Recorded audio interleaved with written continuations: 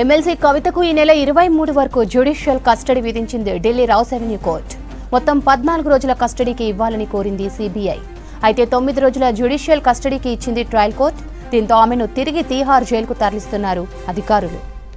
ఇక విచారణపై అధికారుల తీర్పుపై ఆగ్రహం వ్యక్తం చేశారు కవిత. బయట బీజేపీ వాళ్ళు అడిగేదే లోపల సిబిఐ వాళ్ళు అడుగుతున్నారని ఆరోపించారు కవిత. 2 ఏళ్లుగా అడిగిందే అడుగుతున్నారని అసహనం వ్యక్తం చేశారు. ఇది సిబిఐ కస్టడీ కాదు, బీజేపీ కస్టడీ అని విమర్శించారు. ఎమ్మెల్సీ కవితకు ఈ నెల 23 వరకు జ్యుడిషియల్ కస్టడీ విధించింది ఢిల్లీ రౌస్ అవెన్యూ కోర్టు. మొత్తం 14 రోజుల కస్టడీకి ఇవ్వాలని కోరింది సిబిఐ. అయితే 9 రోజుల జ్యుడిషియల్ కస్టడీకి ఇచ్చింది ట్రయల్ కోర్టు. దీంతో ఆమెను తిరిగి తీహార్ జైలుకు తరలిస్తున్నారు అధికారులు. ఇక విచారణకు సంబంధించి అధికారుల తీరుపై ఆగ్రహం వ్యక్తం చేశారు కవిత.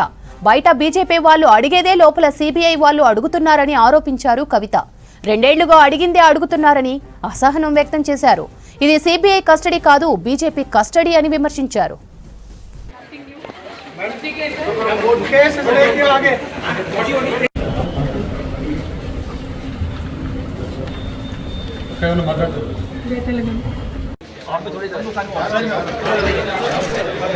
సిబిఐ కస్టడీ కాదు, బీజేపీ కస్టడీ. బయట బీజేపీ వాళ్ళు మాట్లాడేది లోపల సిబిఐ వాళ్ళు కూడా అడుగుతున్నారు. అడిగిందే అడుగుతున్నారు. 2 ఏళ్ల నుంచి నథింగ్ న్యూ. దీనికి సంబంధించి మరిన్ని డీటెయిల్స్ మదర్ అందిస్తారు. మదర్. శ్రవంతి, ఈ నెల 23వ తారీఖు వరకు జ్యుడిషియల్ కస్టడీకి ఇస్తూ కవితను జ్యుడిషియల్ కస్టడీకి ఇస్తూ రౌస్ అవెన్యూ కోర్టు కొద్దిసేపటి క్రితమే ఆదేశాలు అనేది కూడా ఇచ్చారు. జ్యుడిషియల్ కస్టడీ 14 రోజుల జ్యుడిషియల్ కస్టడీకి ఇవ్వాల్సిందిగా సిబిఐ అధికారులు కోరారు. అయితే ఈ నెల 23 వరకు ఈడీ కేసులో మనీ లాండరింగ్ కేసులో అరెస్ట్ అయినటువంటి కవితకు ఈ నెల 23 వరకు కూడా జ్యుడిషియల్ కస్టడీ ఉంది ఈడీకి సంబంధించినటువంటి కేసులు. కాబట్టి రెండింటిని మ్యాచ్ అయ్యేలాగా ఈ నెల 23 వరకు అంటే 9 రోజుల పాటు జ్యుడిషియల్ కస్టడీకి ఇస్తున్నట్లుగా ఆదేశాలు జారీ చేశారు. ఈ కేసుకు సంబంధించి మొదటి నుండి కూడా ఇటు రెండు ఏజెన్సీస్ కూడా దర్యాప్తు చేస్తూ ఉన్నాయి. ఒకటి సిబిఐ, మరొకటి ఈడీ. ఒకటి హవాలాకు సంబంధించినటువంటి అంశాలకు సంబంధించి కావచ్చు, లేకపోతే డబ్బులు చేతులు మారినటువంటి విషయాలకు సంబంధించినటువంటి అంశాలపైన ఈడీ విచారణ చేస్తుంటే ఈ కేసులో జరిగినటువంటి అవినీతి అక్రమాలకు సంబంధించినటువంటి అంశాలపైన సిబిఐ దర్యాప్తు చేస్తూ ఉంది. ఈ కేసుకు సంబంధించి 2 ఏజెన్సీస్ కూడా కవితకు సంబంధించినటువంటి పాత్రపైన కీలకమైనటువంటి ఆరోపణలు చేశాయి. ఇవి ఎంటైర్ ఢిల్లీ లిక్కర్ పాలసీకి సంబంధించినటువంటి స్కామ్ లో కవిత కీలక పాత్రధారి, సూత్రధారి ఆమె అన్నట్టుగా 2 దర్యాప్తు సంస్థలు కూడా ఆరోపించాయి. అలాగే ఈ కేసుకు సంబంధించి డబ్బులు ఏవైతే సౌత్ గ్రూప్ కు సంబంధించి సౌత్ లాబింగ్ నుంచి డబ్బులు ఆమ్ ఆద్మీ పార్టీకి చేరవేశాయనేటువంటి ఆరోపణలు ఉన్నాయో వాటికి సంబంధించి కవిత సూచనల మేరకే ఈ పాలసీకి సంబంధించినటువంటి రూపకల్పన చేసినటువంటి వ్యక్తులకు డబ్బులు అనేది కూడా చేతులు మారాయి, కిక్ బ్యాక్స్ రూపంలో డబ్బులు మారాయి అనేటువంటి ఆరోపణలు చేస్తూ వచ్చాయి. అయితే సిబిఐ కొంత మైన్యూట్ డీటెయిల్స్ కూడా వారికి సంబంధించినటువంటి కస్టడీ పిటిషన్ లో పేర్కొన్నారు.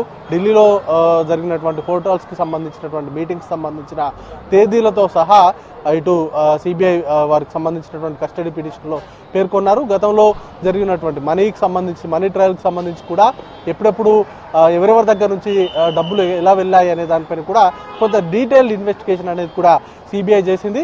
ఒకటి ఇటు అభిషేక్ బోయిన్పల్లి సూచనల మేరకు కవిత పిఏగా ఉన్నటువంటి అశోక్ కౌశిక్ పెద్ద మొత్తంలో డబ్బులను ఆమ్ ఆద్మీ పార్టీకి సంబంధించిన కీలక నేతలకు అందజేశారు అనేది ఒక ఆరోపణ. అయితే శరత్ చంద్రారెడ్డి దగ్గర నుంచి 25 కోట్ల రూపాయలు కవిత డిమాండ్ చేశారు. ఆయన ఇవ్వనని చెప్పినందుకు ఆయన బెదిరింపులకు పాల్పడ్డారు అనేది మరొకమైనటువంటి కీలకమైన ఆరోపణ.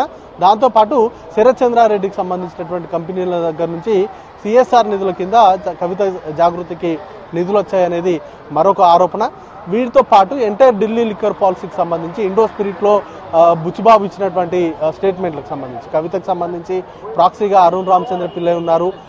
ఆయన త్రూ 33% వాటాను ఇండో స్పిరిట్ లో కవిత కలిగి ఉన్నారు అనేది మరొకమైనటువంటి ఆరోపణ. వీటన్నింటికి సంబంధించినటువంటి సాక్ష్యాధారాలు కావచ్చు, లేకపోతే గతంలో వీరు వాట్సాప్ లో చేసినటువంటి చాటింగ్లకు సంబంధించినటువంటి అంశాలను సిబిఐ కోర్టుకు అందజేసింది. ఇక ఈ కేసుకు సంబంధించి గతంలోనే కవిత పైన ఆరోపణలు చేశారు. కవిత ఈ విచారణకు సహకరించట్లేదు అనేది ప్రధానమైనటువంటి ఆరోపణ. 2 సార్లు క్వశ్చన్ చేసినప్పటికీ 2 సార్లు కూడా కవిత సమాధానాలు దాటవేసే విధంగానో లేకపోతే తప్పించుకునేలాగానో సమాధానాలు చెప్తున్నారు అనేది ప్రధానమైనటువంటి ఆరోపణ.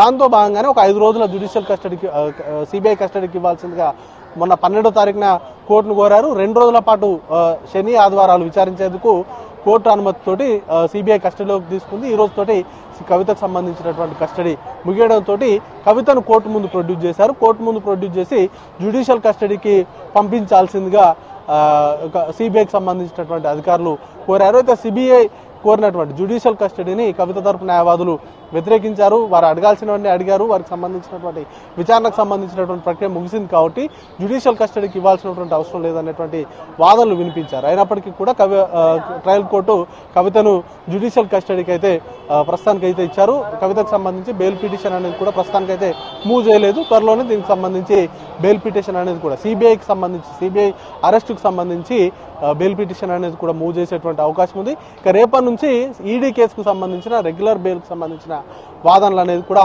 కోర్టులో జరగబోతున్నాయి. అయితే ఇప్పుడు కొద్దిసేపటి క్రితం కవితను తిరిగి కోర్టు నుంచి బయటకు తీసుకొచ్చినటువంటి సందర్భంలో కొన్ని కీలకమైనటువంటి ఆరోపణలు కవిత చేసింది. ఇది సిబిఐ కస్టడీ కాదు, బీజేపీ కస్టడీ. ఇది బీజేపీ వాళ్ళు బయట చెప్తుందే, సిబిఐ వాళ్ళు లోపల క్వశ్చన్లు అడిగారు తప్ప కొత్తగా ఎలాంటి ప్రశ్నలు కూడా రాలేదు. 2 ఏళ్ల నుంచి కూడా అడిగిందే అడుగుతున్నారు తప్ప అసలు కొత్త అంశాలను తీసుకురావట్లేదు.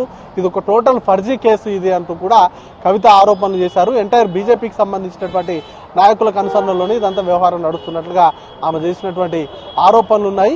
మరి కాసేపట్లోనే కోర్టు ప్రొసీడింగ్స్ అన్ని పూర్తయిన తర్వాత కవితను తిహార్ జైలుకు తరలిస్తారు.